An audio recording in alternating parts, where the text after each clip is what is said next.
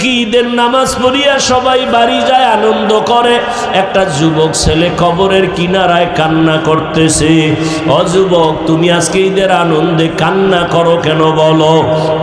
যুবক বলে, হুজুর আমার কপাল বড় খারাপ।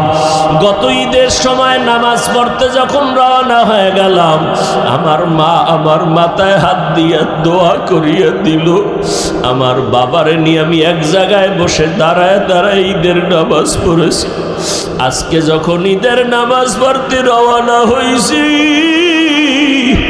হঠাৎ তাকায় দেখি আমার মায়ের বিছানাটা খালি।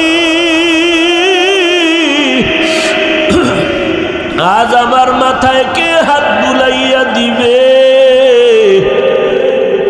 আমার মাথায় হাত দিয়ে কে দোয়া করবে? আজ আমার বাবাও নাই, আমি কারে নিয়ে পাশে দাঁড়াইয়া নামাজ পড়ব?